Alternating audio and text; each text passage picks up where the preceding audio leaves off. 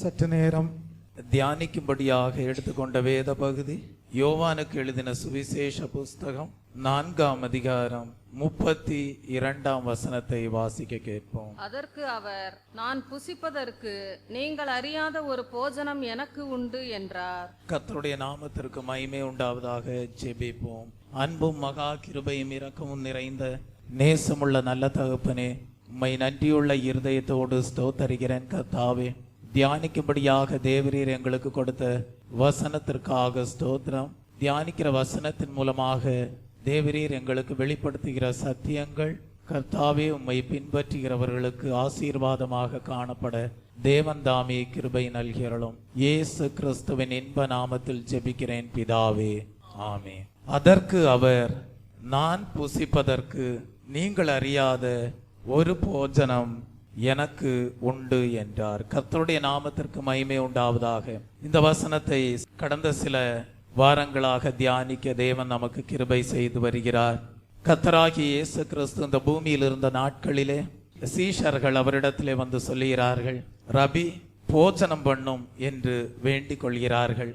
சீஷர்களை பார்த்து இயேசு கிறிஸ்து சொல்லுகிறார், நான் புசிப்பதற்கு நீங்கள் அறியாத ஒரு போஜனம் எனக்கு உண்டு என்று சொல்வதை பார்க்கிறோம். அவர் உட்கொண்ட போஜனம் என்ன என்பதை 34ஆம் வசனத்திலே சீஷர்களுக்கு எடுத்து சொல்லுவதை பார்க்கிறோம். இயேசு அவர்களை நோக்கி, நான் என்னை அனுப்பினவருடைய சித்தத்தின்படி செய்து அவருடைய கிரியையை முடிப்பதே என்னுடைய போஜனமாயிருக்கிறது என்று சொல்வதை பார்க்கிறோம். அப்படியானால் இயேசு கிறிஸ்து சரீரத்திற்கு தேவையான போஜனத்தை தான் பூமியிலே ஊழியம் செய்து கொண்டிருந்த நாட்களிலே சரீர பலத்திற்காக உட்கொண்டிருந்தாலும் கூட அதை பார்க்கிலும் தேவன் தன்னை என்ன நோக்கத்திற்காக இந்த பூமியிலே அனுப்பினாரோ அந்த நோக்கத்தை, அந்த திட்டத்தை செய்து நிறைவேற்றுவதுதான் தன்னுடைய போஜனமாய் இருக்கிறது என்று சொல்லி இயேசு கிறிஸ்து தேவ சமூகத்திலே ஒவ்வொரு நாளும் காத்திருக்க கூடியவராக, ஜபத்திலே பிதாவை நோக்கி மன்றாடுகிறவராக, பிதாவின் மனதை அறிந்தவராக, அதன்படி இந்த பூமியிலே ஜீவித்தவராக, பிதாவின் கிரியைகளை செய்து நிறைவேற்றினவராக, தேவனுடைய சித்தத்தை செய்து முடித்தவராக காணப்பட்டார். அதுதான் அவருடைய ஜீவியத்திலே சீஷர்கள் அறியாத போஜனமாக தான் உட்கொண்டதாக சீஷர்களுக்கு எடுத்துரைக்கிறார். இந்த ஓய்வு நாளின் காலை வேளையிலே தேவ சமூகத்திலே கூடி வந்திருக்கிற தெய்வ பிள்ளைகளே, உங்களுக்கும் கூட தேவன் ஒரு சத்தியத்தை எடுத்துரைக்கிறார். அது என்னவென்றால், நீங்கள் இந்த பூமியிலே பிறப்பிக்கப்பட்டதன் ஒரு நோக்கம் உண்டு. நீங்கள் இந்த பூமியிலே பிறப்பிக்கப்பட்டதன் ஒரு தேவ திட்டம் உண்டாயிருக்கிறது. அந்த தேவ நோக்கத்தையும் அந்த தேவ திட்டத்தையும் ஒவ்வொரு நாளும் ஜெபத்திலே காணப்பட்டு கர்த்தருடைய சமூகத்திலே காத்திருந்து தேவனுடைய மனதை அறிந்து அதன்படி ஜீவிப்பீர்களானால் நீங்களும் கூட மற்றவர்கள் அறியாத போஜனத்தை தேவ சித்தம் செய்யும்படியாக ஆவிக்குரிய மன்னாவாக உட்கொண்டவர்களாக, பிதாவின் கிரியைகளை செய்து நிறைவேற்றினவர்களாக காணப்படுவீர்கள். அப்படியானால் கடந்த வாரத்திலே நாம் தியானித்த ஒரு சத்தியம் உண்டாய் இருக்கிறது. அந்த சத்தியம் என்னவென்றால், தேவ சித்தத்தை செய்வதனால் உண்டான பாக்கியம் என்ன, தேவ சித்தம் செய்கிறபடியினால் உண்டாகிற ஆசீர்வாதங்கள் என்ன என்பதை குறித்து கடந்த வாரத்திலே தியானிக்க தேவன் நமக்கு கிருபை செய்தார். அப்படி தியானித்த வேளையிலே முதலாவதாக நாம் தேவ சித்தம் செய்வதனால் உண்டாகிற ஆசீர்வாதம் என்ன என்று தியானித்த வேளையிலே நாம் யோவான் 9ஆம் அதிகாரம் 31ஆம் வசனத்தை தியானித்தோம். ஒருவன் தேவ பக்தி உள்ளவனாயிருந்து அவருக்கு சித்தமானதை செய்தால் அவனுக்கு செவி கொடுப்பார் என்று தியானித்தோம். இந்த ஓய்வு நாளின் காலை வேளையிலே நாம் இரண்டாவது ஆசீர்வாதமாக நாம் தியானிக்க இருக்கிற சத்தியம், 1 யோவானுக்கு எழுதின புஸ்தகம் 2ஆம் அதிகாரம் 17ஆம் வசனத்தை தியானிக்கலாம். 1 யோவான் 2ஆம் அதிகாரம் 17ஆம் வசனம், தேவனுடைய சித்தத்தின்படி செய்கிறவனோ என்றென்றைக்கும் நிலைத்திருப்பான் என்று படிக்கிறோம். இதுதான் தேவ சித்தம் செய்வதனால் உண்டாகிற இரண்டாம் ஆசீர்வாதமாக காணப்படுகிறது. யார் தேவனுடைய சித்தத்தின்படி செய்கிறார்களோ அவர்கள் என்றென்றைக்கும் நிலைத்திருப்பார்கள். ஸ்தோத்திரம். மனிதனுடைய சரீரமானது அழிவுக்குரியதாக காணப்படுகிற இந்த உலகமானதும் அக்கினிக்கு இரையாகவே வைக்கப்பட்டிருக்கிறது.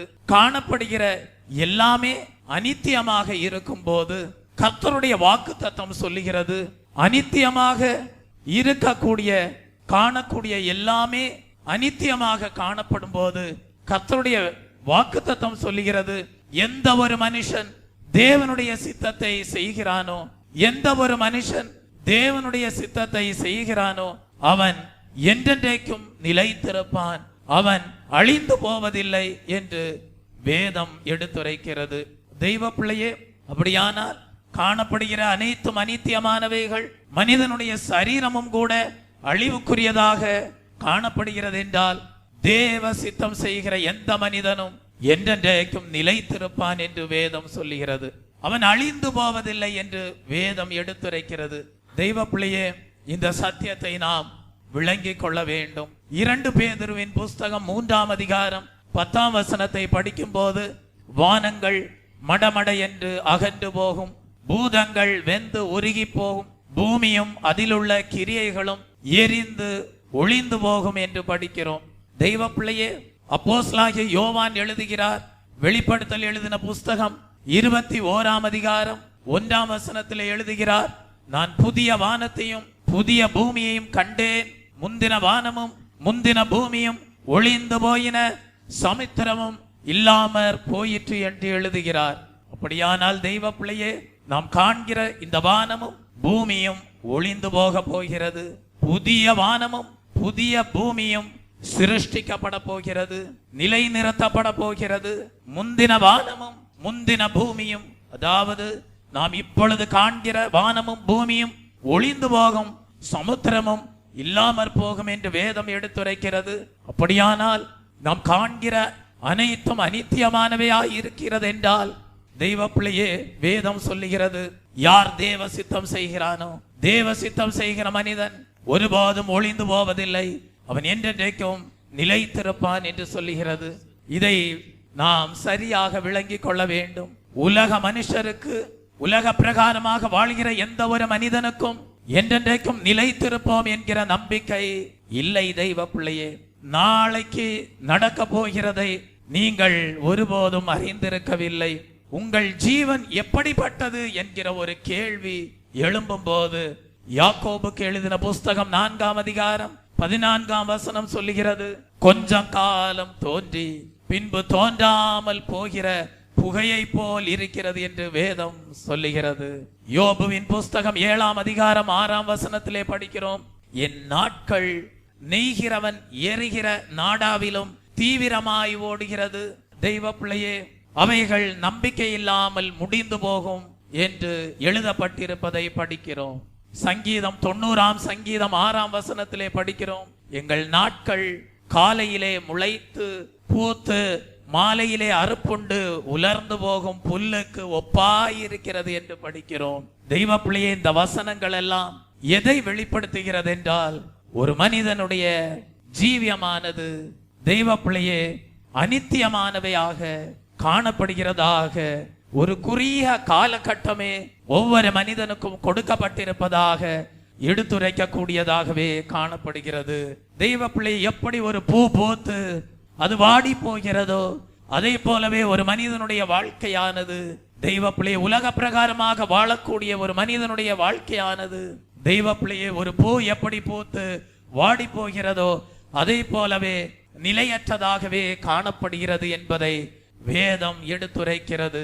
தெய்வ பிள்ளையே, எப்படி தெய்வ பிள்ளையை நெய்கிறவன் எரிகிற நாடா தீவிரமாக ஓடுகிறதோ, அது எப்படி ஒரு குறிப்பிட்ட சமயத்திலே முடிந்து போகிறதோ, அதே போலவே ஒரு மனிதனுடைய வாழ்க்கையானது நம்பிக்கையற்றதாக முடிந்து போகக்கூடியதாக காணப்படுகிறது என்று வேதம் எடுத்துரைக்கிறது. ஒரு மனிதனுடைய ஜீவன் எப்படிப்பட்டது? தெய்வ பிள்ளையே, வேதம் சொல்லுகிறது, கொஞ்ச காலம் தோன்றி பின்பு தோன்றாமல் போகிற புகையை போல் இருக்கிறதாம். எப்படி ஒரு புகையை பார்க்கும் போது ஏதோ புகை தோன்றினது போல் இருக்கிறது, திடீரென்று மறைந்து போகிறது, அதே போலதான் மனிதனுடைய ஜீவன் காணப்படுகிறது என்று வேதம் எடுத்துரைக்கிறது. ஆனால் வேதம் ஒரு மனிதனுடைய வாழ்க்கை நிலையற்றதாக காணப்படுகிறது என்பதை எடுத்துரைக்க கூடியதா இருந்தாலும், நாம் வாசிக்க கேட்ட மூல வசனத்திலே படிக்கிறோம், தேவனுடைய சித்தத்தின்படி செய்கிறவனோ என்றென்றைக்கும் நிலைத்திருப்பான் என்று எடுத்துரைக்கிறது. அதனுடைய அர்த்தம் என்ன? வேதம் ஒரு பகுதியிலே சொல்லுகிறது மனிதனுடைய ஜீவியம் நிலைவரப்பட்டதல்ல. வேதம் சொல்லுகிறது ஒரு மனிதனுடைய ஜீவன் நிலைத்திருக்க கூடியது அல்ல. அது புகையை போல தோன்றி மறையக்கூடியது, புல்லை போல பூத்து அது வாடி போகக்கூடியது, நெய்கிறவன் எரிகிற நாடாவை போல நம்பிக்கையற்று முடியக்கூடியதாய் இருக்கிறது என்று ஒரு பக்கத்திலே வேதம் ஒரு மனிதனுடைய ஜீவனானது நிலைத்திருக்க கூடியது அல்ல என்று சொன்னாலும், நாம் வாசிக்க கேட்ட வசனத்திலே வேதம் சொல்லுகிறது எந்த ஒரு மனுஷன் தேவ சித்தத்தின்படி செய்கிறானோ அவன் என்றைக்கும் நிலைத்திருப்பான் என்று சொல்லுகிறது. அப்படியானால் வேதம் என்ன இரட்டத்தனையாக பேசுகிறதா? இரண்டு விதமாக பேசுகிறதா? ஜீவன் நிலைத்திராது என்றும் சொல்லிவிட்டு இன்னொரு இடத்திலே என்றென்றைக்கும் நிலைத்திருக்கும் என்று வேதம் பொய் சொல்லுகிறதா? இல்லை தெய்வ பிள்ளையே, வேதம் வெளிப்படுத்துகிற ஒரு சத்தியம் உண்டாயிருக்கிறது. வேதம் வெளிப்படுத்துகிற சத்தியம் என்ன தெரியுமா? மோசே சங்கீதம் 90ஆம் சங்கீதம் 10ஆம் வசனத்திலே சொல்லுகிறான், ஒரு மனுஷனுடைய ஆயுசு நாட்கள் 70 வருஷம், பலத்தின் மிகுதியால் 80 வருஷம் என்று எழுதியிருப்பதை நம்மால் படிக்க முடியும். அப்படியானால் இந்த உலகத்திலே ஒரு மனிதன் வாழக்கூடிய வாழ்க்கையின் நாட்கள் குறுகிய நாட்கள், அது 70 வருஷம், பலத்தின் மிகுதியால் 80 வருஷமாக காணப்படுகிறது. தெய்வ பிள்ளையே, அப்படியானால் அது ஒரு நிலைவரமற்றது, நிலைத்திருக்க கூடியது அல்ல. அது தற்காலிகமானது, அது புகையை போல தோன்றி மறையக்கூடியது, புல்லை போல பூத்து வாடக்கூடியது, நெய்கிறவன் எரிகிற நாடாவை போல அது முடிந்து போகக்கூடியது என்றால் வேதம் மறுபகுதியிலே சொல்லுகிறது தேவ சித்தத்தின்படி செய்கிற எந்த ஒரு மனுஷனும் நிலைத்திருப்பான் என்று சொல்லுகிறது. அதனுடைய அர்த்தம் என்ன? தெய்வ பிள்ளையே, இந்த 70 வருஷம் இந்த பூமியிலே வாழக்கூடிய 80 வருஷம் யார் தேவன் தருகிற கிருபையை பெற்று ஜீவிக்கிறார்களோ, 1 பேதுருவின் புஸ்தகம் 5ஆம் அதிகாரம் 12ஆம் வசனத்திலே வாசிக்கிறோம், என்றென்றைக்கும் நிலைத்திருப்பான் என்று கூறும்போது ஒருவன் இவ்வுலகத்திலே ஜீவிக்கும் போது ஆவிக்குரிய பிரகாரமாக தேவனுடைய கிருபையை பெற்றுக் கொள்கிறான். யோவானுக்கு எழுதின புஸ்தகம் 15ஆம் அதிகாரம் 10ஆம் வசனத்திலே படிக்கிறோம், ஒரு மனிதன் தேவனுடைய அன்பை பெற்றுக் கொள்கிறான். 1 கொரிந்தியர் 16ஆம் அதிகாரம் 13ஆம் வசனத்திலே படிக்கிறோம், தேவன் கொடுக்கிற விசுவாசத்தை பெற்றுக் கொள்கிறான். இப்படியாக தேவனுடைய கிருபையை பெற்றுக் கொண்டவன், தேவனுடைய அன்பை பெற்றுக் கொண்டவன், தெய்வ விசுவாசத்தை பெற்றுக் கொண்டவன், அதை பாதுகாத்து கொண்டு முடிவு பரியந்தமும் நிலைத்து நிற்பவனே ரட்சிக்கப்படுவான் என்று சொல்லப்பட்டிருக்கிறது. அப்படியே தேவன் கொடுத்த கிருபையை பாதுகாத்து கொண்டு தேவன் கொடுத்த பரிசுத்தாவியாகிய அன்பை பெற்றுக் கொண்டவனாக, தேவன் கொடுத்த விசுவாசத்தை பெற்று பாதுகாத்து கொண்டவனாக அப்போஸ்தலனாகிய பவுல் சொல்லுகிறானே, நான் நல்ல போராட்டத்தை போராடினேன், விசுவாசத்தை காத்து கொண்டேன் என்று சொல்லுகிறான். தீமோத்தேயுக்கு எழுதும் போது பவுல் சொல்லுகிறான், நீங்கள் தேவனிடத்திலிருந்து பெற்றுக்கொண்ட நற்பொருளாகிய விசுவாசத்தை, நீங்கள் தேவனிடத்திலிருந்து பெற்றுக்கொண்ட நற்பொருளை பரிசுத்த ஆவியினாலே காத்துக்கொள் என்று எழுதுகிறார். அப்படியானால் வாழ்கிற இந்த 70 ஆண்டுகளிலே, வாழ்கிற இந்த 80 ஆண்டுகளிலே நீங்கள் தேவனிடத்திலிருந்து பெற்றுக்கொண்ட நற்பொருள் உண்டாயிருக்கிறது. அந்த நற்பொருள் என்ன?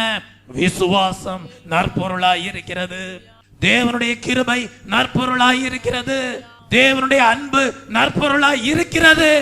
பவுல் தீமோத்தேயுக்கு சொல்கிறார், நீ பெற்றுக்கொண்ட நற்பொருளாகிய விசுவாசத்தை, நீ தேவனிடத்திலிருந்து பெற்றுக்கொண்ட நற்பொருளாகிய தேவ அன்பை, நீ தேவனிடத்திலிருந்து பெற்றுக்கொண்ட தேவ கிருபையாகிய நற்பொருளை காத்துக்கொள்.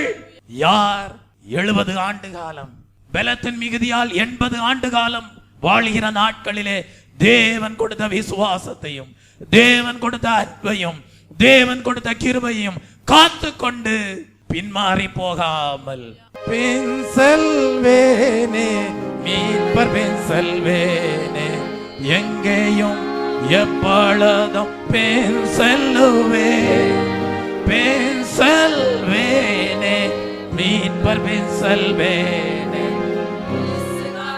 பாதையில் நான் பின் செல்வேன், பின் செல்வேனே, மீட்பர் பின் செல்வேனே, எங்கேயும் எப்பொழுதும் பின் செல்வேன், பின் செல்வேனே, மீட்பர் பின் செல்வேனே, இயேசு காட்டும் பாதையில் நான் பின் செல்வேன், பின் செல்வேனே, மீட்பர் பின் செல்வேனே, எங்கேயும் எப்பொழுதும் பின் செல்வேன், பின் செல்வேனே, மீட்பர் பின் செல்வேனே, இயேசு காட்டும் பாதையில் நான் பின் செல்வேன். அநேகர் என்ன செய்கிறார்கள்? இயேசு காட்டும் பாதையிலே பின் செல்லாமல் தேவன் கொடுத்த நற்பொருளாகிய விசுவாசத்தை இழந்து போனவர்களாக, தேவன் கொடுத்த தேவ கிருபையை இழந்து போனவர்களாக, தேவன் கொடுத்த தேவ அன்பை இழந்து போனவர்களாக பின்மாற்றத்திற்குள் காணப்படுகிறார்கள். வேதம் சொல்லுகிறது, யார் தங்களுடைய ஜீவிய காலத்திலே, யார் இந்த உலக வாழ்க்கை வாழக்கூடிய அந்த 70 ஆண்டு காலம் 80 ஆண்டு காலத்திலே தேவன் கொடுத்த நல்ல பொக்கிஷத்தை, தேவன் கொடுத்த நற்பொருளை இழந்து போனார்களோ, அவர்களுக்கு அழுகையும் பற்கடிப்பும் உண்டாயிருக்கும். அவர்களுக்கு இந்த பூலோக வாழ்க்கையை முடிக்கும் போது நம்பிக்கையற்று முடிக்கிறபடியால், நற்பொருளை இழந்து முடிக்கிறபடியால், நல்ல பொக்கிஷத்தை இழந்து துர்பாக்கியமான நிலவரத்திலே தங்களுடைய ஜீவியத்தை முடிக்கிறபடியால் வேதம் சொல்லுகிறது, அவர்கள் நித்திய ராஜ்யத்திற்குள் நித்திய ஜீவனை பெற்றுக்கொள்ள மாட்டார்கள். அவர்களுடைய முடிவோ அழுகையும் பற்கடிப்புமாயிருக்கும். நித்திய அக்கினியிலே அவர்கள் மாண்டு அழிவார்கள். நீதியின் கிரீடத்தை பெற்றுக்கொள்ள இயலாது. தெய்வ பிள்ளையே, அவர்களுடைய வாழ்க்கையிலே அவர்கள் தேவனிடத்திலிருந்து பெற்றுக்கொண்ட நல்ல குணாதிசயங்களை இழந்து போகிறார்கள். அவர்கள் தேவனிடத்திலிருந்து பெற்றுக்கொண்ட தேவ சாயலை இழந்து போகிறார்கள். அவர்கள் தேவனிடத்திலிருந்து பெற்றுக்கொண்ட தெய்வ தரிசனத்தை இழந்து போகிறார்கள். அவர்களுடைய முடிவோ அழுகையும் பற்கடிப்புமாக காணப்படுகிறது. இந்த காலை வேளையிலே தேவன் உங்களோடு இடைபடுகிறார். தேவனுடைய சித்தத்தின்படி செய்கிற மனுஷன் என்றென்றைக்கும் நிலைத்திருப்பான். எப்படி நிலைத்திருப்பான்? தேவ சித்தத்தின்படி செய்கிறவன் தேவனிடத்திலிருந்து பெற்ற நற்பொருளாகிய விசுவாசத்தை காத்துக் கொள்கிறான்.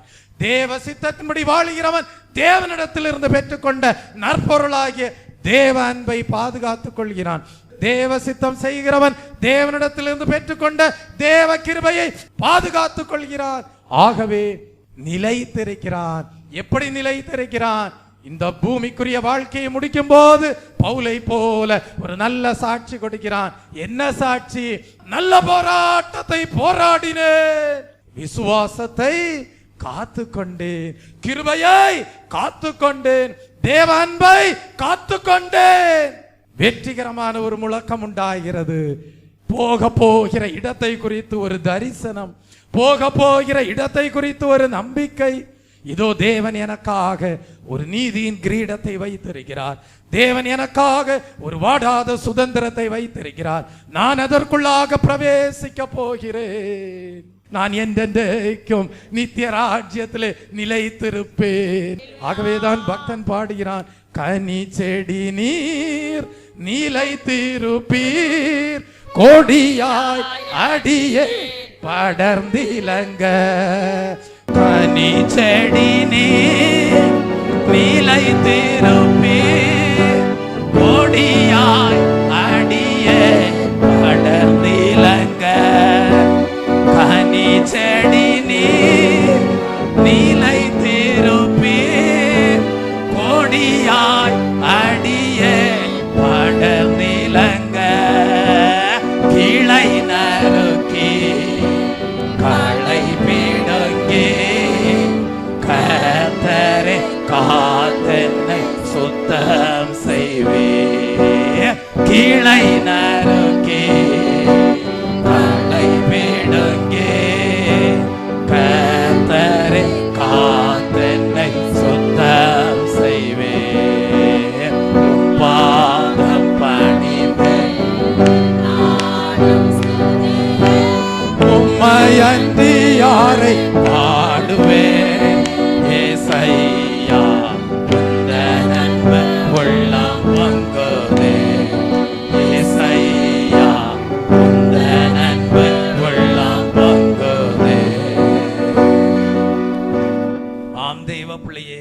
ஆகவேதான் யோவானுக்கு எழுதின புஸ்தகம் 15ஆம் அதிகாரம் 5ஆம் வசனத்திலே படிக்கிறோம், நானே திராட்சை செடி, நீங்கள் கொடிகள்.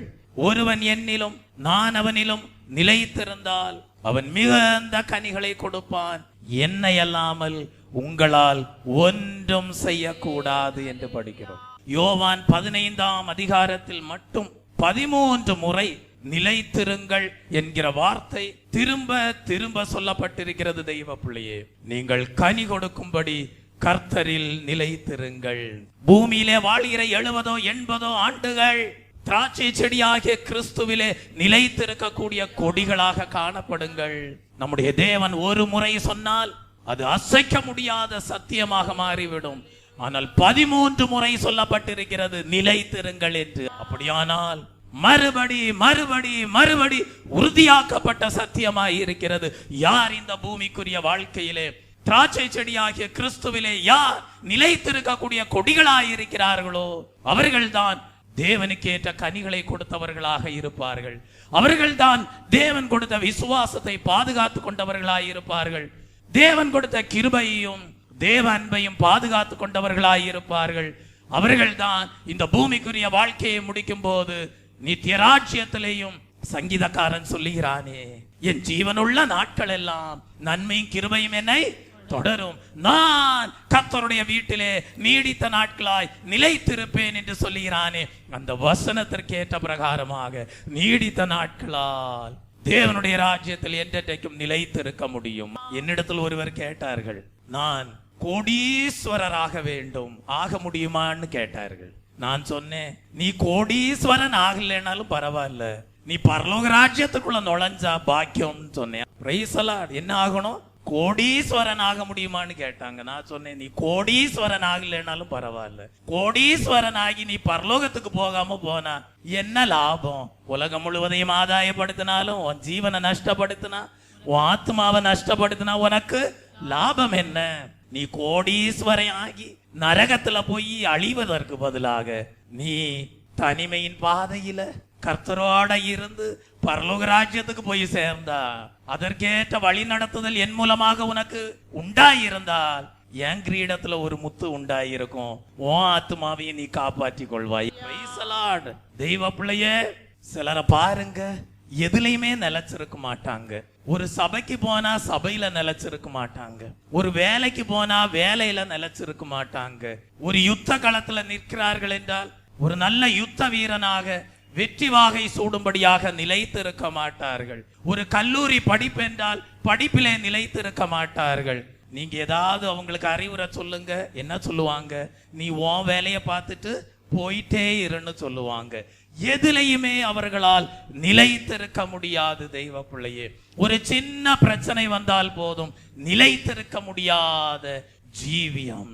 எப்படி எதிலையுமே நிலைத்திராதவர்கள் இந்த பூமிக்குரிய வாழ்க்கையிலே ஆசீர்வாதத்தோடு வாழ முடியாதோ, அதை போலதான் ஆவிக்குரிய ஜீவியத்திலேயும் திராட்சை செடியாகிய கிறிஸ்துவிலே கொடியாக நிலைத்திருக்கவில்லை என்றால் நீ ஒரு நல்ல விசுவாசியா இருக்க முடியாது. நீ தேவ கிருபை பெற்ற மகனாய் இருக்க முடியாது. நீ தேவ அன்பினால் நிரப்பப்பட்ட மகளாய் இருக்க முடியாது.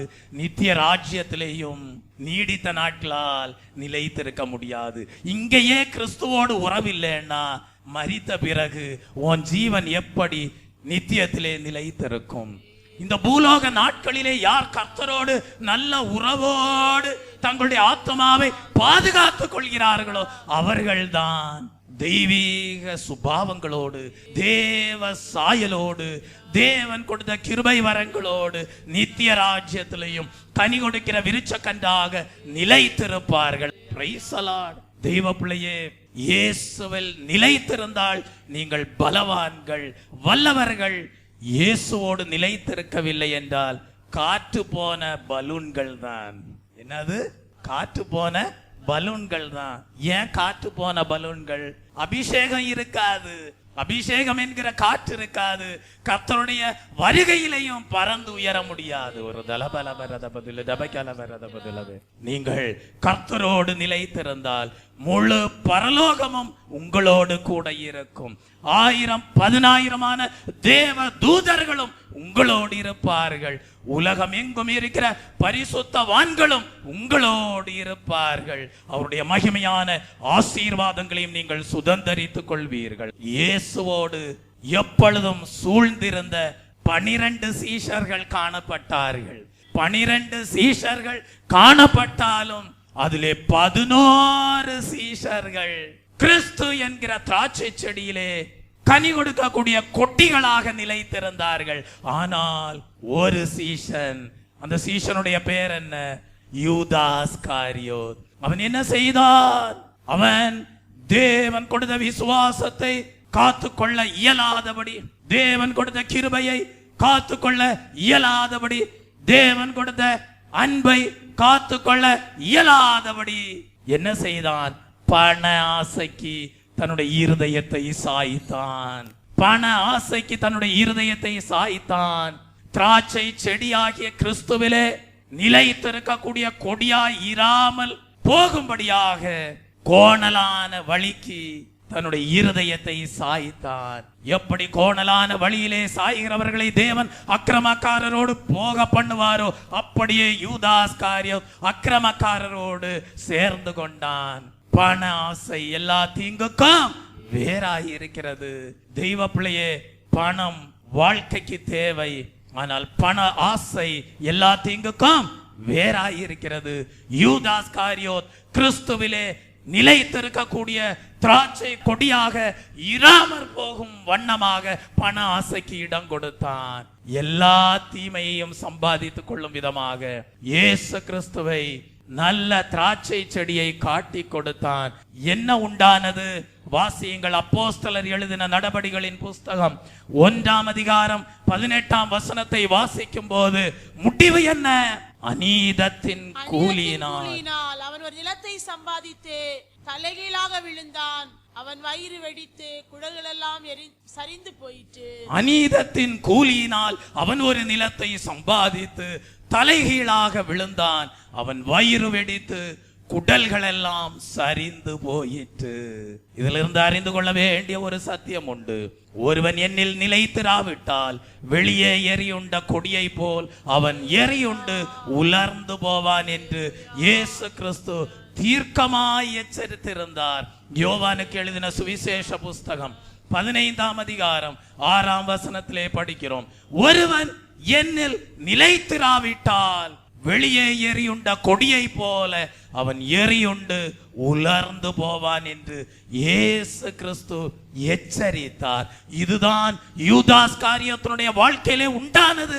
மெய்யான திராட்சை செடியாகிய கிறிஸ்துவிலே நிலைத்திருக்க முடியாதபடி உன்னுடைய வாழ்க்கையிலே பிரவேசிக்கிற எந்த ஆசீர்வாதமும் ஆசீர்வாதம் அல்ல, அது சாபம். அந்த ஆசீர்வாதம் உனக்கு ஐஸ்வர்யத்தை கொடுப்பது போல் இருந்தாலும் அதனோடு வேதனையும் உண்டு. யூதாஸ் காரியத்தினுடைய வாழ்க்கையில இயேசு கிறிஸ்துவை காட்டி கொடுத்தது நிமித்தமாக அவன் பணத்தை பெற்றுக்கொண்டான். ஆனால் அதனோடு கூட அவனுக்கு வேதனையும் வந்தது. இப்பொழுது என்ன செய்கிறான்? குடல்கள் எல்லாம் சரிந்து வயிறு வெடித்து அவன் சாவதற்கு ஏதுவாகிறது. இயேசு கிறிஸ்து சொன்ன வார்த்தையை பாருங்கள்.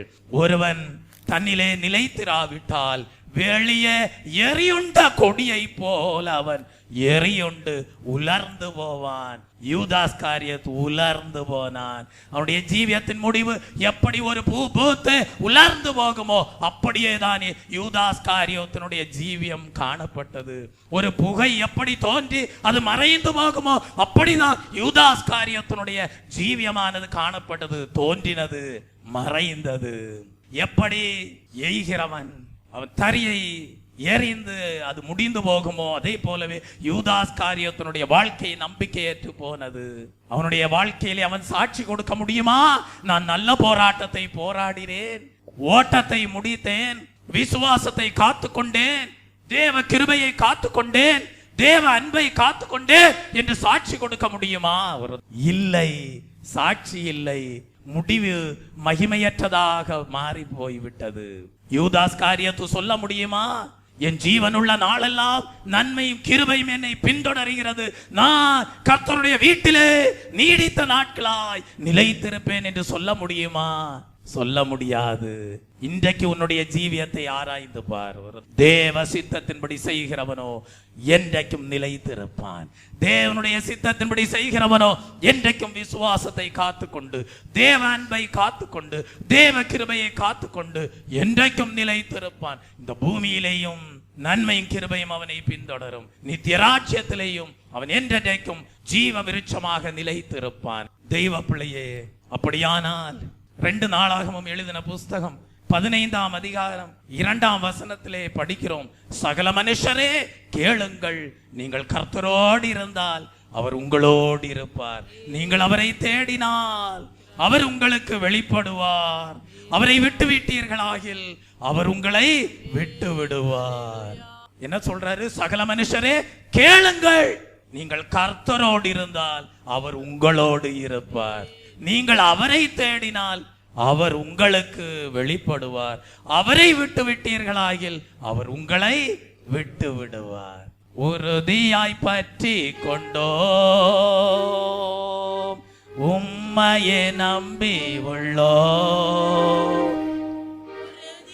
பற்றி கொண்டோம், உம்மையே நம்பி உள்ளோம்.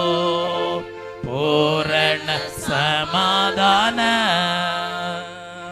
பூரண சமாதானம் புவிதனில் தருபவரே, புவிதனில் தருபவரே.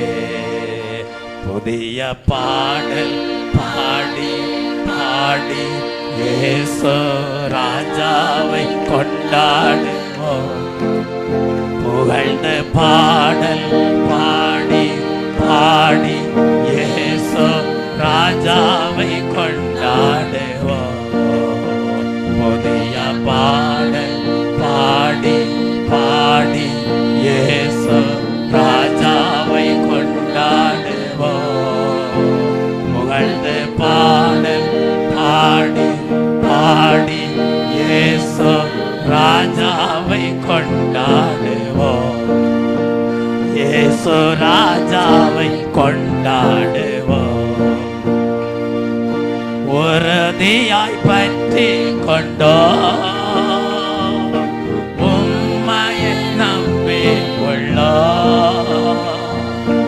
உறுதியாய் பற்றி கொண்டோம்,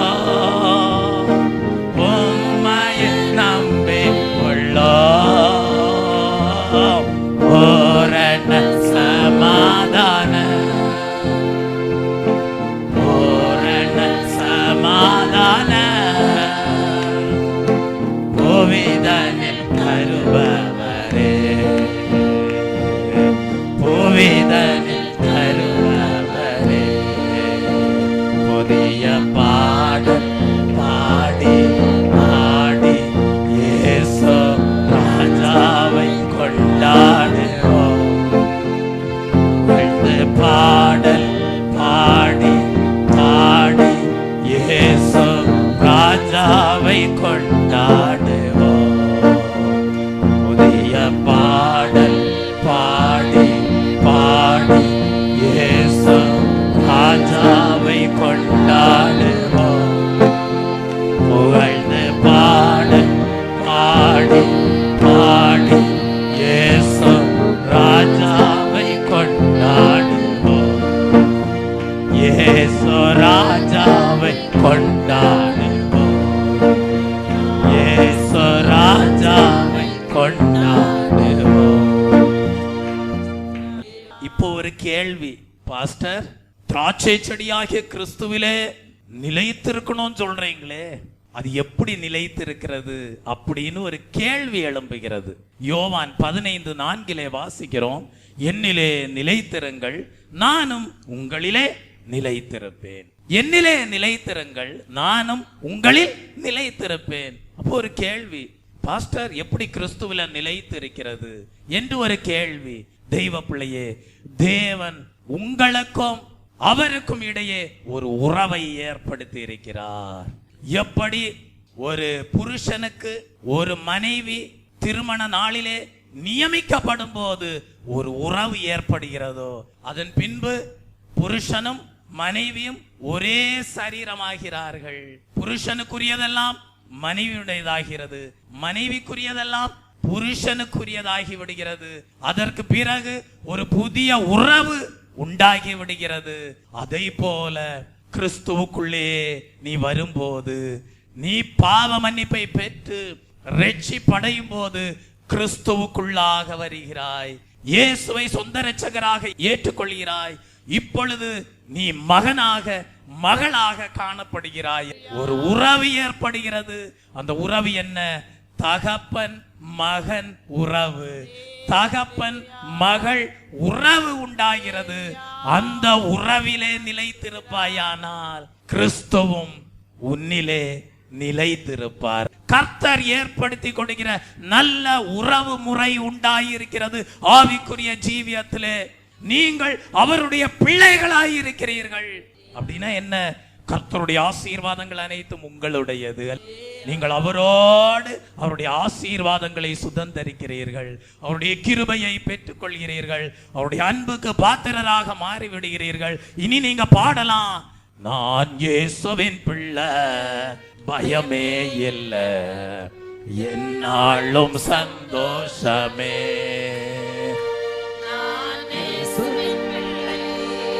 பயமே இல்லை, என்னாலும் சந்தோஷமே. நான் இயேசுவின் பிள்ளை, பயமே இல்லை, என்னாலும் சந்தோஷமே. தெரிந்து கொண்டா மகனாக மகளாக தெரிந்து கொண்டா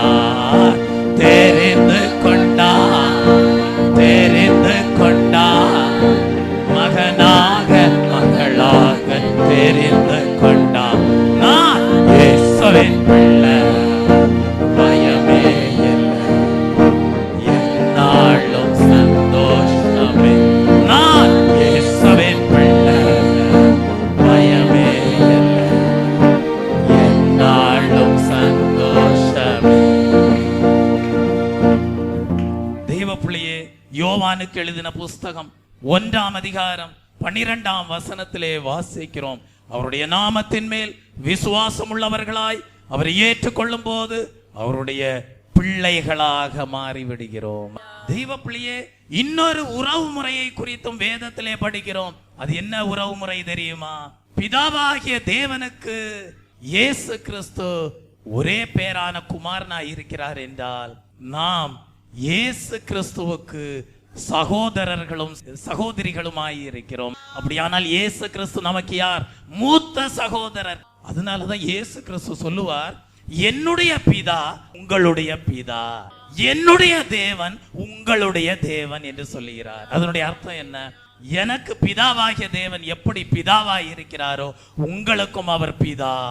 எனக்கு பிதாவாகிய தேவன் எப்படி தேவனாயிருக்கிறாரோ உங்களுக்கும் தேவனாயிருக்கிறார். அப்படின்னா நமக்கு இயேசு கிறிஸ்து யார்? மூத்த சகோதரர். வாசியுங்கள், மத்தேயு எழுதின சுவிசேஷ புஸ்தகம் 12ஆம் அதிகாரம் 49 50 வசனங்களை வாசிக்கும் போது, கையை தமது சீஷர்களுக்கு நேரே நீட்டி, தமது கையை தம்முடைய சீஷர்களுக்கு நேரே நீட்டி, இதோ என் தாயும்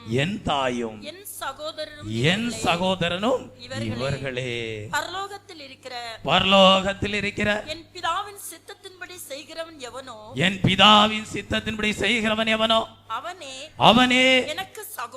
எனக்கு சகோதரனும் சகோதரியும் தாயுமாய் இருக்கிறார்கள் என்றார். தெய்வ பிள்ளையே, முதலாவது தேவனுக்கும் நமக்கும் இடையே இருக்கிற உறவு தகப்பன் பிள்ளை என்கிற உறவு. இரண்டாவது கிறிஸ்துவுக்கும் நமக்கும் இடையே இருக்கிற உறவு அவர் மூத்த சகோதரன், நாம் அவருக்கு சகோதரர்களாக சகோதரிகளாக காணப்படுகிறோம். இன்னொரு உறவு முறையை பற்றியும் வேதத்திலே படிக்கிறோம். அவர் உங்களுடைய சிநேகிதன், அவர் உங்களுடைய சிநேகிதன்.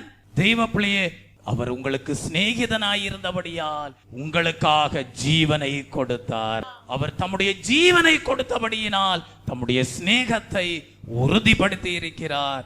பிதாவினிடத்தில் கேள்விப்பட்ட எல்லாவற்றையும் அவர் உங்களுக்கு அறிவித்திருக்கிறார். யோவானுக்கு எழுதின புஸ்தகம் 15ஆம் அதிகாரம் 13 முதல் 15 வசனங்களை வாசிக்கும் போது படிக்கிறோம். பிதாவினிடத்தில் கேள்விப்பட்ட எல்லாவற்றையும் அவர் உங்களுக்கு அறிவித்திருக்கிறார். ஒரு கேள்வி கேட்கிறேன், நீங்க உங்க வாழ்க்கையில இருக்கிற எல்லாவற்றையும் யாரிடத்துல போய் சொல்லுவீங்க? உங்களுக்கு யார் ரொம்ப நெருங்கின நண்பராய் இருக்கிறாரோ அவரிடத்துல தான் போய் சொல்லுவீங்க. அதே போல பிதாவாகிய தேவனிடத்தில் இயேசு கிறிஸ்து கேள்விப்பட்ட எல்லாவற்றையும் அவர் உங்களுக்கு அறிவித்திருக்கிறார் என்றால் காரணம், அவர் உங்களுக்கு நல்ல நண்பராய் இருக்கிறார். அது மட்டும் இல்ல, இன்னொரு உறவை பற்றியும் வேதத்துல படிக்கிறோம். அந்த உறவு என்ன தெரியுமா? இயேசு கிறிஸ்து உங்களுக்கு ஆத்ம நேசராய் இருக்கிறார், மணவாளனாய் இருக்கிறார். நீங்கள் அவருக்கு மணவாட்டியாய் இருக்கிறீர்கள். அப்படின்னா உங்களுக்கு ஒரு பக்தி வைராக்கியம் இருக்கணும். அது என்ன? நான் கிறிஸ்து என்கிற மணவாளனுக்கு கற்புள்ள கன்னிகையாக அவர் எதிர்பார்க்கிற ஜீவியம் செய்வேன் ஒரு வைராக்கியம் இருக்கணும். அந்த உறவை காத்து கொள்வீர்கள். திராட்சை செடியாக கிறிஸ்துவிலே நற்கனிகளை கொடுக்கக்கூடிய கொட்டிகளாயிருப்பீர்கள். இதத்தான் கிறிஸ்து சொல்றாரு, என்னிலே நிலைத்திருங்கள், நானும் உங்களிலே நிலைத்திருப்பேன். தகப்பனுக்கு நல்ல பிள்ளைகளாயிருங்க, நான் உங்களிலே நிலைத்திருப்பேன். எனக்கு சகோதரர்களாக சகோதரிகளாக இருங்கள், நான் உங்களிலே நிலைத்திருப்பேன். கிறிஸ்து என்கிற மணவாளனாகிய என்னிலே நீங்கள் மணவாட்டியாயிருங்கள், நான் உங்களிலே நிலைத்திருப்பேன். நான் உங்களுக்கு எல்லாவற்றையும் அறிவிக்கிறேனே, நான் உங்களுக்கு நல்ல நண்பன், உங்களுக்காக ஜீவனையே கொடுத்திருக்கிறேனே. நீங்களும் அந்த நட்புக்கு இலக்கணமாக அதை அறிந்து என்னோடு நிலைத்திருப்பீர்களானால் என்னிலே என்றென்றைக்கும் நிலைத்திருப்பீர்கள் என்கிறார். ஆனால் அந்த நல்ல நட்பை அறிந்து கொள்ளாமல், அந்த மணவாட்டியின் ஸ்தானத்தை அறிந்து கொள்ளாமல், அந்த தகப்பன் மகன் என்கிற உறவின் முக்கியத்துவத்தை அறிந்து கொள்ளாமல், ஒரு சகோதரன் சகோதரி என்கிற உறவின் மேன்மையை அறிந்து கொள்ளாமல் யூதாஸ்காரியோத்து போனான். கர்த்தர் சொல்றாரு, மெய்யான திராட்சை செடியாகிய என்னிலே யூதாஸ்காரியோத்து நிலைத்திருக்க முடியவில்லை. அவன் உலர்ந்து போகும் வண்ணமாக பண ஆசைக்கு தன்னுடைய இருதயத்தை ஒப்பு கொடுத்து அவன் மாண்டு போனான். அவன் நிலைத்திருக்க முடியவில்லை. தேவ சித்தத்திற்கு மாறாக செயல்பட்டான். நித்திய ராஜ்யத்திலேயும் அவன் நித்திய ஜீவனை பெற்றுக்கொள்ள போவதில்லை, நீதியின் கிரீடத்தையும் பெற்றுக்கொள்ள போவதில்லை என்கிறார். மற்ற சீஷர்களை உங்களுக்கு முன்பாக நிலை நிறுத்திவிட்டு சொல்கிறார், இவர்கள் நிலைத்திருந்தார்கள் என்கிறார். இன்றைக்கு நீங்கள் நல்ல தீர்மானத்தை எடுத்துக் கொள்ளுங்கள். கர்த்தர் உங்களுடைய வாழ்க்கையிலே ஆவிக்குரிய ஜீவியத்திலே ஏற்படுத்தின நல்ல உறவு முறையிலே நிலைத்திருப்பீர்களானால் மெய்யான திராட்சை செடியாகிய அவரிலே நிலைத்திருக்கக்கூடிய கனி கொடுக்கக்கூடிய கொடிகளாய் இருப்பீர்கள். எப்படி கர்த்தரிலே நிலைத்திருப்பது? இன்னொரு வேத வசனத்தை நம்மால் படிக்க முடியும். யோவானுக்கு எழுதின புஸ்தகம் 15ஆம் அதிகாரம் 10ஆம் வசனத்தை வாசிக்கும் போது, யார் தேவ அன்பில் நிலைத்திருக்கிறார்களோ அவர்கள் கர்த்தரிலே நிலைத்திருப்பார்கள். வாசியுங்கள். நான் என் பிதாவின் கற்பனைகளை கைக்கொண்டு அவருடைய அன்பிலே நிலைத்திருக்கிறது போல நீங்களும் என் கற்பனைகளை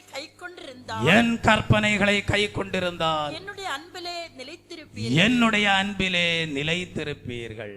அப்படியானால் கர்த்தர் உங்க வாழ்க்கையில உருவாக்கின தேவ அன்பில் நிலைத்திருக்க வேண்டுமா? எப்படிங்க தேவ அன்பில் நிலைத்திருப்பது? பிதாவின் கற்பனைகளை கை கொள்ள வேண்டும். உங்களுக்கே தெரியும், குடும்பத்துல ஒரு 4 பிள்ளைகள் இருக்காங்கன்னா உங்களுக்கு எந்த பிள்ளை மேல ரொம்ப அன்பு இருக்கும்? யாரு உங்க வார்த்தைகளுக்கு கீழ்ப்படுகிறார்களோ, யார் நீங்க இட்ட கட்டளைகளை கை கொள்ளுகிறார்களோ, யார் நீங்கள் கொடுக்கிற கற்பனைகளை கை கொண்டு வாழுகிறார்களோ அவர்கள் மீதுதான் உங்கள் அன்பு அதிகமாய் இருக்கும். அதுபோலதான் இங்க சொல்றாரு, என்னுடைய அன்பிலே நிலைத்திருங்கள் என்று சொல்லுகிறார். எப்படி கர்த்தருடைய அன்பிலே நிலைத்திருப்பது? அவருடைய கற்பனைகளை கை கொள்வதன் மூலமாக. ஆகவேதான் ஆவியின் கனிகளிலே முதலாவது சொல்லப்பட்டிருக்கிறது அன்புதான். கலாத்தியருக்கு எழுதின புஸ்தகம் 5ஆம் அதிகாரம் 22ஆம் வசனத்திலே படிக்கிறோம், ஆவியின் கனியோ அன்பு என்று படிக்கிறோம். யோவான் 3:16 படிக்கிறோம், இவ்வளவாய் உலகத்தில் அன்பு கூர்ந்தார் என்று படிக்கிறோம். கர்த்தர் நம்மிலே அன்பு கூர்ந்தபடியினால் தான் நம்முடைய பாவங்களை எல்லாம் மன்னித்து அவருடைய விலையேற பெற்ற இரத்தத்தினாலே கழுவி சுத்திகரித்து அவருடைய பிள்ளை என்று அழைக்கப்படும்படியான ஸ்லாக்கியத்தை கொடுத்திருக்கிறார். தெய்வ பிள்ளை அது மாத்திரமல்ல, ரோமர் 5:5 சொல்லப்பட்ட பிரகாரமாக பரிசுத்த ஆவியாகிய தேவ அன்பை நம்முடைய இருதயங்களிலே ஊற்றி இருக்கிறார். இன்றைக்கு நீங்கள் என்ன செய்யணும்? தேவன் ஊற்றின தேவ அன்பை உங்கள் ஜீவியத்திலே பாதுகாத்து கொண்டு அவருடைய கற்பனைகளை கை கொண்டவர்களாக, அவருடைய வார்த்தைக்கு கீழ்ப்படிந்தவர்களாக நீங்கள் ஜீவிப்பீர்களானால் மெய்யான திராட்சை செடியாகிய கிறிஸ்துவிலே இணைக்கப்பட்ட நிலைத்திருக்கக்கூடிய கொடிகளாய் இருப்பீர்கள். தெய்வ பிள்ளையே, 1 கொரிந்தியரின் புஸ்தகம் 13ஆம் அதிகாரம் 1ஆம் வசனத்திலே படிக்கிறோம், அன்பு இல்லாவிட்டால் ஆவியின் வரங்களினால் பிரயோஜனம் இல்லை. வேதம் சொல்லுகிறது, நான் மனுஷர் பாஷைகளையும் தூதர் பாஷைகளை பேசினாலும் அன்பு எனக்கு இல்லாவிட்டால் சத்தமிடுகிற வெண்கலம் போலவும் ஓசையிடுகிற கைத்தாளம் போலவும் இருப்பேன் என்று அப்போஸ்தலனாகிய பவுல் சொல்லுகிறான். இன்றைக்கு சத்தமிடுகிற வெண்கலம் போல ஓசையிடுகிற கைத்தாளம் போல உன் ஜீவியம் காணப்பட்டு தேவ அன்பை நஷ்டப்படுத்தி இருக்கிறாயா? நீ மெய்யான திராட்சை செடியாகிய கிறிஸ்துவிலே இணைக்கப்பட்ட கொடியாய் இருக்க முடியாது. தெய்வ பிள்ளையே, இயேசு கிறிஸ்துனுடைய பார்வை, இயேசு கிறிஸ்துனுடைய வார்த்தைகள், இயேசு கிறிஸ்துனுடைய செயல்கள் அனைத்திலுமே தேவ அன்பு உண்டாயிருந்தது. மனதுருக்கமுடையவராக காணப்பட்டார். எல்லாவற்றிற்கும் மேலாக கல்வாரி சிலுவையில் அவரிடம் இருந்து வெளிப்பட்ட அன்பின் பெருவெள்ளம் உள்ளத்தை உருக்கக்கூடியதாய் இருக்கிறது. தெய்வ பிள்ளையே, அந்த கிறிஸ்துனுடைய பார்வை, கிறிஸ்துனுடைய செயல்கள், கிறிஸ்துனுடைய பேச்சு உன்னுடைய ஜீவியத்திலேயும் பரிசுத்தாவின் அன்பினாலே உண்டாகிறது. அதை நீ பாதுகாத்து கொண்டு ஜீவிப்பாயானால் நீ மெய்யான திராட்சை செடியாகிய கிறிஸ்துவிலே நிலைத்திருக்கக்கூடிய கொடியாய் இருப்பாய். கிறிஸ்துவிலே காணப்படுகிற வார்த்தைகள் உன்னிலேயும் காணப்படும். ஆகவேதான் வேதம் சொல்லுகிறது, நல்ல மனுஷன் தன்னுடைய இருதயமாகிய பொக்கிஷங்களிலிருந்து நல்லவைகளை எடுத்து காட்டுகிறான் என்று வேதம் சொல்லுகிறது. நீ நல்ல மனுஷனா? மெய்யான திராட்சை செடியாகிய கிறிஸ்துவிலே தேவ அன்பிலே நிலைத்திருக்கக்கூடியவனாய் இருப்பாய். அவருடைய வார்த்தைகள் உன் இருதயத்திலே உண்டாயிருக்கும். அவருடைய கிரியைகள் உன் ஜீவியத்திலே உண்டாயிருக்கும். அவருடைய பார்வை மனதுருக்கத்தின் பார்வை உன்னுடைய வாழ்க்கையிலேயும் உண்டாயிருக்கும். மனதுருகும் தெய்வமே ஏசையா, உம்மை மனதார துதிப்பே ஸ்தோத்தரிப்பே. மனதுருகும் தெய்வமே ஏசையா, உம்மை மனதார துதிப்பே ஸ்தோத்தரிப்பே. நீர் நல்லவர், சர்வ வல்லவர். நீர் நல்லவர், சர்வ வல்லவர். உம் இரக்கத்திற்கு முடிவே இல்லை, உம் அன்புக்கு அளவே இல்லை. உம் இரக்கத்திற்கு முடிவே இல்லை, உம் அன்புக்கு அளவே இல்லை. அவை காலைதோறும் புதிதாயிருக்கும், அவை காலைதோறும் புதிதாயிருக்கும். மனதுருகும் தெய்வமே ஏசையா, உம்மை மனதார துதிப்பே ஸ்தோத்தரிப்பே. மனதுருகும் தெய்வமே ஏசையா, உம்மை மனதார துதிப்பே ஸ்தோத்தரிப்பே. அவருடைய அன்பிலே நிலைத்திருப்பது என்று சொல்லுகிறது. அவருடைய வார்த்தைகளில் நிலைத்திருப்பது, அவருடைய கற்பனைகளில் நிலைத்திருப்பது, அவருடைய உபதேசங்களை கை கொள்ளுவது. கிறிஸ்து என்கிற மணவாளன் அவருடைய வார்த்தை, அவருடைய கற்பனைகள், அவருடைய உபதேசங்கள் அதை கை கொண்டு யார் வாழ்கிறார்களோ அவர்கள்தான் கிறிஸ்து என்கிற மணவாளனிலே பூர்ண அன்புள்ளவர்களாக மெய்யான திராட்சை செடியிலே நிலைத்திருக்கக்கூடியவர்களாய் இருப்பார்கள். அவருடைய பார்வை உங்களுடைய பார்வையாயிருக்கும், அவருடைய வார்த்தை உங்களுடைய வார்த்தையாயிருக்கும், அவருடைய கிரியைகள் உங்களுடைய கிரியைகளாயிருக்கும். மாறுபட்ட கிரியைகள், யூதாசின் கிரியைகள் உங்கள் ஜீவியத்திலே உண்டாயிராது. மாறுபட்ட வழிகள், யூதாசின் வழிகள் உங்களுடைய வாழ்க்கையிலே உண்டாயிராது. மாறுபட்ட செயல்கள், யூதாசின் செயல்கள் உங்கள் ஜீவியத்திலே உண்டாயிராது. இந்த நாளிலே உங்கள் ஜீவியத்தை ஆராய்ந்து பாருங்கள். கர்த்தருக்குள் என்றும் இசைந்திருப்போம், அவருடன் ஒரே ஆவியாயிருப்போம். கர்த்தருக்குள் என்றும் இசைந்திருப்போம், அவருடன் ஒரே ஆவியாயிருப்போம். ஆவியினாலும் சரீரத்தினாலும் மகிமை செலுத்திடுவோம். கர்த்தருக்கே என்றும் ஆவியினாலும் சரீரத்தினாலும் மகிமை செலுத்திடுவோம். கர்த்தருக்கே என்றும் தேவனின் ஆலயமே, பரிசுத்த ஆலயமே, மகிமையின் ஆலயமே, நாமே அவ்வாலயமே. தேவனின் ஆலயமே, கர்த்தருக்குள் என்றும் இசைந்திருப்போம், அவருடன் ஒரே ஆவியாயிருப்போம். கர்த்தருக்குள் என்றும் இசைந்திருப்போம், அவருடன் ஒரே ஆவியாயிருப்போம். ஆவியினாலும் சரீரத்தினாலும் மகிமை செலுத்திடுவோம். கர்த்தருக்கே என்றும் ஆவியினாலும் சரீரத்தினாலும் மகிமை செலுத்திடுவோம். கர்த்தருக்கே என்றும் தேவனின் ஆலயமே, பரிசுத்த ஆலயமே, மகிமையின் ஆலயமே, நாமே அவ்வாலயமே. தேவனின் ஆலயமே, பரிசுத்த ஆலயமே, மகிமையின் ஆலயமே, நாமே அவ்வாலயமே. தேவனின் ஆலயமே, பரிசுத்த ஆலயமே, மகிமையின் ஆலயமே, நாமே அவ்வாலயமே, நாமே அவ்வாலயமே. எப்படி இருக்கணுமா? கர்த்தருக்குள் இசைந்திருக்கணுமா? மெய்யான திராட்சை செடியாகிய கிறிஸ்துவிலே நிலைத்திருக்கணுமா? எப்படி நிலைத்திருக்கிறது?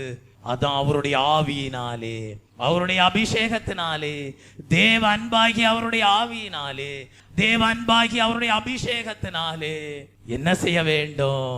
அவரிலே நிலைத்திருக்க வேண்டும். எப்படி நிலைத்திருப்பது? தேவனுடைய ஆவியாகிய தேவ அன்பை எதற்காக பிரயோஜனப்படுத்த வேண்டும்? தேவனுடைய வார்த்தைகளின்படி ஜீவிக்க பிரயோஜனப்படுத்த வேண்டும். தேவனுடைய கற்பனைகளின்படி வாழ பிரயோஜனப்படுத்த வேண்டும். தேவனுடைய உபதேசங்களை கை கொண்டு ஜீவிப்பதற்காக தேவனுடைய அபிஷேகத்தை, தேவனுடைய கிருபை வரங்களை, தேவனுடைய அன்பாகிய தேவனுடைய ஆவியை பயன்படுத்தும் போது மெய்யான திராட்சை செடியாகிய கிறிஸ்துவிலே நிலைத்திருப்பீர்கள். மணவாளனாகிய கிறிஸ்துவுக்கு மணவாட்டியாய் இருப்பீர்கள். தெய்வ பிள்ளையே, நாம் வேதத்திலே படிக்கும் போது 2 விதமான வீடுகளை குறித்து படிக்கிறோம். 2 விதமான வீடுகள். ஒரு வீடு மணலின் மேல் கட்டப்பட்டிருந்தது, அடுத்த வீடு கன்மலையின் மேல் கட்டப்பட்டிருந்தது. கன்மலையின் மேல் கட்டப்பட்ட வீடு எதை காண்பிக்கிறது என்றால், தேவ சித்தத்தின்படி கட்டப்படுகிற வீடை காண்பிக்கிறது. அந்த கன்மலை கிறிஸ்துதான். இன்றைக்கு தேவ சித்தத்தின்படி நீங்கள் கட்டப்பட்டு வருகிறீர்கள். உங்களுடைய அஸ்திபாரம் கிறிஸ்துவின் மேல் காணப்படுகிறது. ஒரு வீடு எப்படி கட்டப்படுது? மணலின் மீது கட்டப்படுகிறது. வீடு மணலின் மீது கட்டப்படுகிற வீடு. அதுல இருக்கிறவங்க எப்படி கட்டப்படுறாங்க தெரியுமா? சொல்லுவாங்க, என்ன சொல்லுவாங்க தெரியுமா?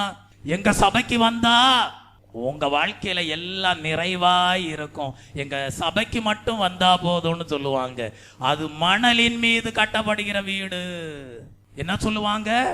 எங்க சபைக்கு வந்தா போதும், உங்க வாழ்க்கைக்கு தேவையான எல்லாவற்றையும் நாங்க செய்து கொடுக்கிறோம்னு சொல்லுவாங்க. அது மணலின் மீது கட்டப்படுகிற வீடு. ஆனா கன்மலையாகிய கிறிஸ்துவிலே கட்டப்படுகிற வீடு எப்படிப்பட்டது? எங்கள்கிட்ட வந்தா எல்லாம் உங்களுக்கு செஞ்சு கொடுக்கிறோம்னு யாரும் அப்படிப்பட்ட உத்தரவாதத்தை கொடுப்பதில்லை. கன்மலையாகிய கிறிஸ்துவின் மீது கட்டப்படுகிற வீட்டிலே, மூலைக்கல்லாகிய கிறிஸ்துவிலே இசைவாய் கட்டப்படுகிறவர்களுக்கு கொடுக்கப்படுகிற உபதேசம் என்ன?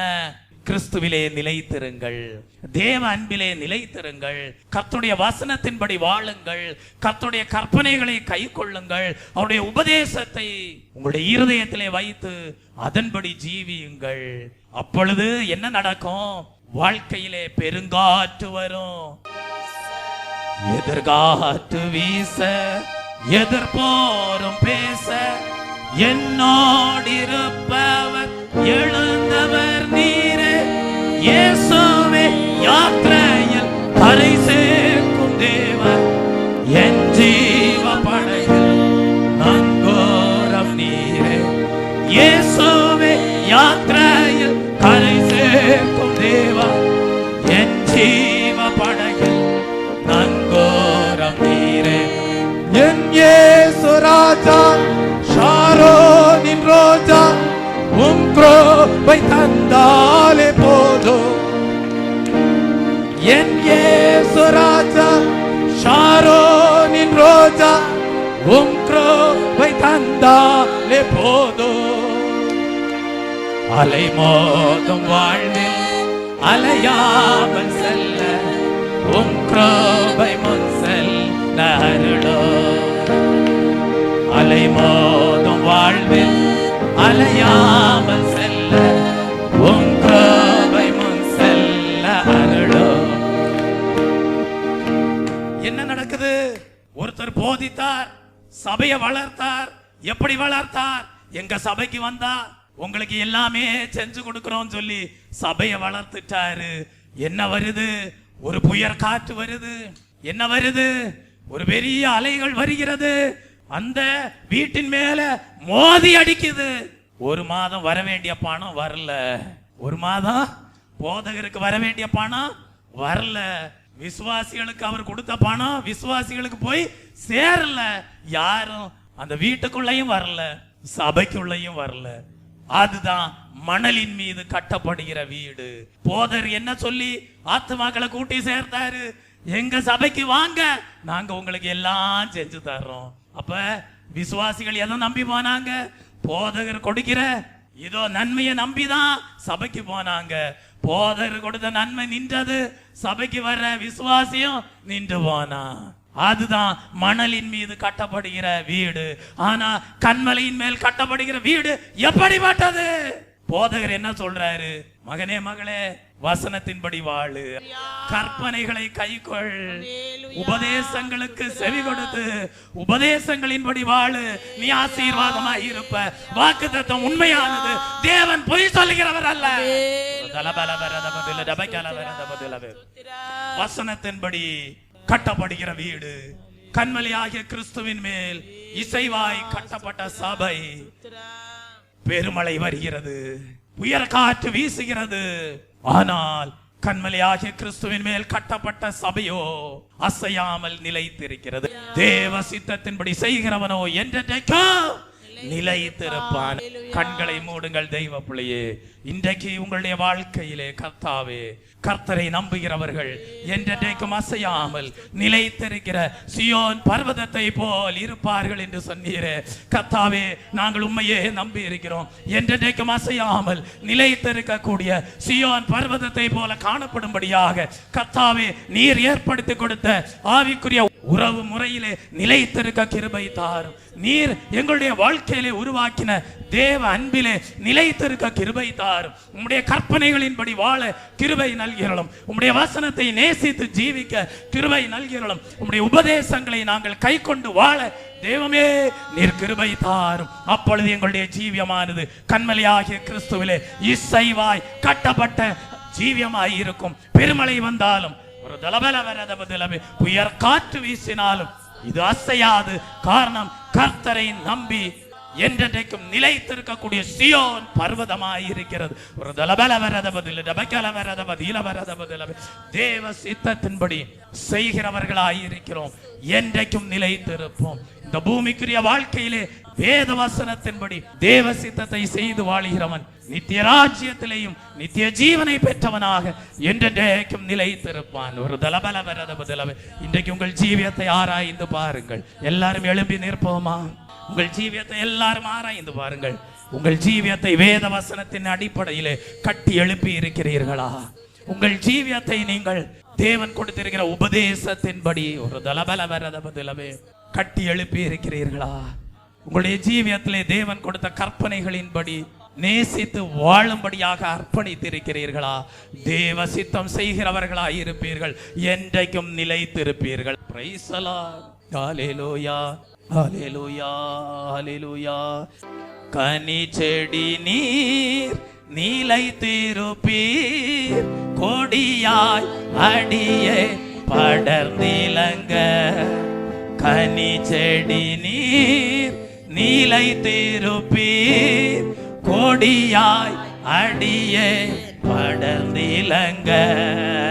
கிளை நறுக்கி தலை விடுங்கி கர்த்தரே காதனை சுத்தம் செய்வீர். கிளை நறுக்கி தலை விடுங்கி கர்த்தரே காதனை சுத்தம் செய்வீர். பாதம் பணிந்தே என்னாலும் துதிய உம்மையன்றி யாரை பாடுவே. ஏசையா உந்த நன்பு உள்ளம் பொங்குதே. ஏசையா உந்த நன்பு உள்ளம் பொங்குதே. கனி செடி நீர் நிலைத்திருப்பீர். கொடியாய் அடியே படர்ந்திலங்க. கனி செடி நீர் நிலைத்திருப்பீர். கொடியாய் அடியே படர்ந்திலங்க. கிளை நறுக்கி தலை பிடுங்கி கர்த்தரின் காதனை சுத்தம் செய்வீர். கிளை நறுக்கி தலை பிடுங்கி கர்த்தரின் காதனை சுத்தம் செய்வீர். பாதம் பணிந்தே என்னாலும் துதிய உம்மையன்றி யாரை பாடுவே. ஏசையா உந்த நன்பு உள்ளம் பொங்குதே. ஏசையா உந்த நன்பு உள்ளம் பொங்குதே. ஏசையா உந்த நன்பு உள்ளம் பொங்குதே. ஏசையா உந்த நன்பு உள்ளம் பொங்குதே. ஜெபிப்போம். ஹல்லேலூயா. ஸ்தோத்திரம் ஆண்டவரே, ஸ்தோத்திரம் இயேசப்பா. உமக்கு நன்றி இயேசப்பா. இந்த ஓய்வு நாளின் காலை வேளைக்காய் உம்முடைய பாதத்திலே கடந்து வருகிறோம் தகப்பனே. எத்தனை பேரு கிடைக்காத நல்ல சிலாக்கியத்தை ஆண்டவரே எங்களுக்கு நீர் கொடுத்தபடியால் உமக்கு நன்றி இயேசப்பா. உம்மை முழு இருதயத்தோடும் ஆண்டவரே உண்மையோடும் ஆண்டவரே முழு பலத்தோடும் உம்மை ஆராதிக்கும்படியாய் எங்களுக்கு கொடுத்த மேலான பாக்கியத்திற்காய் உமக்கு நன்றி தகப்பனே. எத்தனையோ பேருக்கு ஆண்டவரே இயேசப்பா நாளை காண முடியவில்லை தகப்பனே. எங்களுக்கு ஈவாய் கொடுத்தீரே, அதற்காக உமக்கு உமக்கு நன்றி இயேசப்பா. ஆண்டவரே, இந்த ஆராதனை தொடக்கம் முதல் ஆண்டவரே முடிவரையும் இயேசப்பா உம்முடைய தெய்வீக பிரசன்னம் எங்களோடு கூட இருந்ததற்காய் உமக்கு நன்றி தகப்பனே. அப்பா, நாங்கள் கேட்ட சத்தியத்தின்படி ஆண்டவரே அப்பா ஸ்தோத்திரம் ஆண்டவரே. உம்முடைய வார்த்தையிலே நாங்கள் நிலைத்திருக்கும்படியாய் ஆண்டவரே எங்களுக்கு நீ கிருபை தர வேண்டுமாய் கூட கெஞ்சுறேன் ஆண்டவரே. அப்பா ஸ்தோத்திரம் ஆண்டவரே, நீர் கர்த்தாவே திராட்சை செடியாய் காணப்படுகிறீர் தகப்பனே. நாங்கள் ஆண்டவரே அந்த திராட்சை செடியிலே இயேசப்பா நல்ல கொடிகளாய் கனி கொடுக்கிற ஒரு கொடிகளாய் நாங்கள் காணப்பட ஆண்டவரே எங்களுக்கு கிருபை தாரும் இயேசப்பா. ஆண்டவரே, எங்களுக்கு உமக்கு பிரியமில்லாத காரியங்கள் காணப்படுகிறதோ எல்லாவற்றையும் களை எடுத்து ராஜா ஆண்டவரே கிளை நறுக்கி போட்டு தகப்பனே ஆண்டவரே உம்முடைய திராட்சை செடியிலே இயேசப்பா எங்களை பற்றி படர்ந்திருக்கிற ஒரு கொடிகளாய் ஆண்டவரே எங்களை நிர்மாற்றும் இயேசப்பா. ஆண்டவரே இயேசப்பா ஸ்தோத்திரம் ஆண்டவரே, எங்களுக்கு கொடுக்கப்பட்ட நற்பொருளை இயேசப்பா விசுவாசம், ரட்சிப்பு ஆண்டவரே அபிஷேகம் ஆண்டவரே நாங்கள் பாதுகாத்து கொள்ளும்படியாய் ஆண்டவரே எங்களுக்கு கிருபை தாரும் இயேசப்பா. கடைசி காலத்தை நாங்கள் வந்து கொண்டிருக்கிறோம் தகப்பனே. உம்முடைய வருகை அதி சீக்கிரமாய் காணப்படுகிறது தகப்பனே. என்னில் கர்த்தாவே நிலைத்திராத கொடி எதுவோ எல்லாவற்றையும் ஆண்டவர் வெட்டி போடுவேன் என்று சொன்னீரே தகப்பனே. உம்மிலே நிலைத்திருந்து ராஜா அநேக கனிகளை கொடுக்கும்படியாய் ஆண்டவரே எங்களுக்கு கிருபை தாரும் இயேசப்பா. ஆண்டவரே, பிதாவினுடைய சித்தத்தை நீர் செய்து முடித்தீரோ தகப்பனே. அதே நாங்களும் முடித்ததை செய்யும்படியாய் எங்களை நீர் மாற்றுவீராக தகப்பனே. ஆண்டவரே, எங்களுக்கு ஒரு நல்ல ஒரு சகோதரராக, நல்ல ஒரு நண்பனாய், நல்ல ஒரு தகப்பனாய், நல்ல ஒரு தாயாய் எங்களோடு நீர் கூட இருப்பதற்காய் உமக்கு நன்றி தகப்பனே. அண்ட சராசரங்களை படைத்த எங்கள் இயேசு ஆண்டவரே எங்களோடு கூட இருக்கும் போது ராஜா எங்களுக்கு என்ன பயம் ஆண்டவரே. ஆண்டவரே, உம்மிலே நாங்கள் சார்ந்து ஜீவிக்கும்படியாய் ஆண்டவரே தெய்வீக அன்பிலே நிலைத்து காணப்படும்படியாய் ஒவ்வொரு நாளும் அந்த கல்வாரி சிநேகத்தை ஆண்டவரே நாங்கள் ஆண்டவரை தியானித்து ஜீவிக்கும்படியாய் ஆண்டவரே நாங்கள் நல்ல கண்மலையின் மேல் கட்டப்பட்ட வீடுகளாய் நாங்கள் காணப்பட ஆண்டவரே எங்களுக்கு கிருபை தாரும் இயேசப்பா. எந்த காற்று அடித்தாலும் எந்த மழை பெய்தாலும் ஆண்டவரே அந்த கண்மலையின் மேல் கட்டப்பட்ட வீடு உறுதியாய் காணப்படுவது போல ராஜா அந்த தெய்வீக அன்பிலே வேத வசனத்திலே நாங்கள் நிலைத்திருக்கும்படியாய் ஆண்டவரே எங்களுக்கு நீ கிருபையை தாரும் இயேசப்பா. எல்லா துதி கனநீரை எடுத்துக்கொள்ளும் இயேசுவின் நாமத்தில் ஜெபிக்க நல்ல பிதாவே, ஆமீன். கர்த்தர் ஜெபத்தை கேட்டதற்காக ஸ்தோத்திரிப்போம். ஸ்தோத்திரம் ஸ்தோத்திரம்.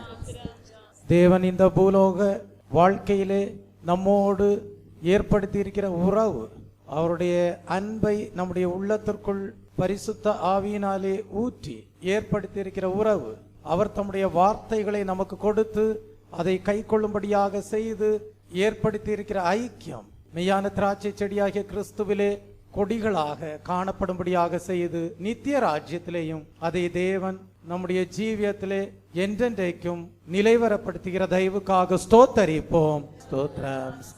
இப்படியாக தேவ சித்தம் செய்கிற எந்த ஒரு மனுஷனும் நிலைத்திருப்பான் என்கிற வாக்கு தத்தத்தை தேவன் நம்முடைய ஜீவியத்திலையும் நிறைவேற்றுகிற தயவுக்காக ஸ்தோத்தரிப்போம். ஸ்தோத்திரம் ஸ்தோத்திரம் ஸ்தோத்திரம். என் ஆத்துமாவே கர்த்தரை ஸ்தோத்திரி, என் முழு உள்ளமே அவருடைய பரிசுத்த நாமத்தை ஸ்தோத்திரி. என் ஆத்துமாவே கர்த்தரை ஸ்தோத்திரி, அவர் செய்த சகல உபகாரங்களையும் மறவாதே. ஆமென். அவசட்டையின் கீழடை காலம் போகவே தம் சிறகுகளால் மூடுவார். அவர் சட்டையின் கீழ் அடைக்காலம் போகவே தம் சிறகுகளால் மூடுவார். தேவனின் அடைக்கலமே என் கோட்டையும் அரணும் அவர் சத்தியம் பரிசயம் கேடகமா என் நம்பிக்கையும் அவரே. அவர் சத்தியம் பரிசயம் கேடகமாம் என் நம்பிக்கையும் அவரே. அவர் சட்டையின் கீழ் அடைக்கலம் போகவே தம் சிறகுகளால் மூடுவார். அவர் சட்டையின் கீழ் அடைக்கலம் போகவே தம் சிறகுகளால் மூடுவார். தேவ சித்தத்தின்படி செய்கிறவர்களாக என்றென்றைக்கும் நிலைத்திருக்கிறவர்களாக காணப்பட தேவன் தாமே அருள் செய்வாராக. ஆமென்.